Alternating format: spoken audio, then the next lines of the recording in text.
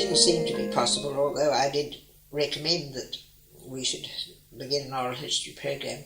It didn't seem possible that that would happen. But I had a close friend, Miss Jean Rogerson, who was, I'd worked with her on university committees. I was talking to her about how interesting that had been, and she made an anonymous donation. She didn't want to be credited with it. I think she asked me how much I would need to buy a tape recorder. I made some inquiries and so on. So she made a donation to the library board, with which the first tape recorder was purchased. And then, of course, I had to decide who I would like to interview.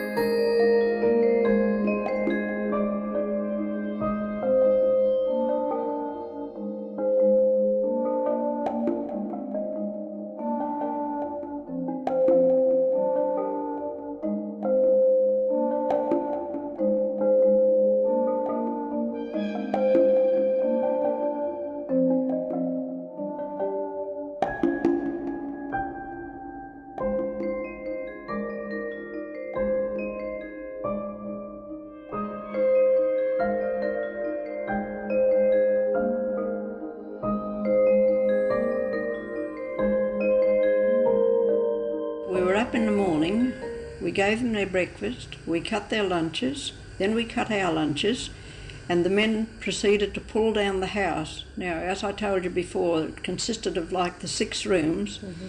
They pulled it down, took it to the new camp, which was about 3 miles the other side of Pemberton, re-erected it, and we cooked tea there for the men that night.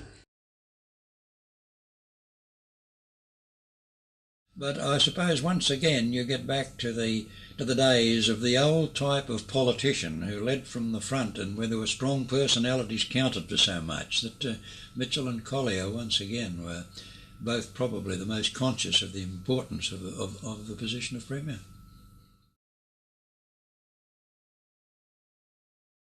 Well, everybody was in the house, that's when they had the wake. They have all the crowds in then. Oh yes, all the people would gather round. Mm. Yes, it was a gruesome affair. And they'd say such things as ching chong chong, but that also was new, and as a child you just took it, but my father used to get very upset about it, but I just said, oh, it's all right, they didn't belt me or anything, they just names, and you sort of grew up with that, sticks and stones will hurt my bones, but names will never hurt me. Oh, occasionally, yes, we brought a few home, but it's surprising when you're with crayfish all the time you don't eat a great deal of it. But it was very fortunate for a lot of people through the Depression. They used to come down, and the boys, their sons that went to school with me, had come out in a boat, and they'd take half a dozen or a dozen home each for a feed, which helped the diet. They're going to collect the Aboriginals, put them into a place like the Mooriva Native Settlement. Why didn't they take the lot?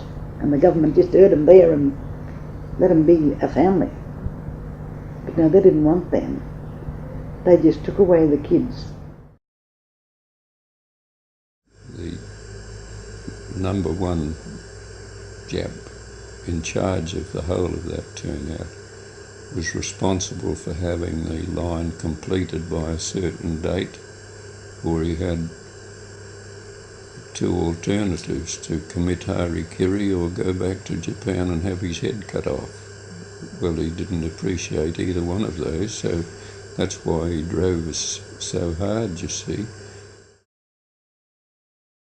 Kingdon Out is thing over to her with a flourish and made an excuse as to how the miners in their spare time underground had started to grow these flowers because they realised that the manure and stuff which they obtained from the horse stables was quite fertile, and it was, and on it you could grow a magnificent garden because they had plenty of warmth, plenty of heat, plenty of moisture, and with overhead electric lights they managed to grow a garden down there and produce these flowers. Of course, poor Mrs. Guy swallowed this absolutely hook, line and sinker.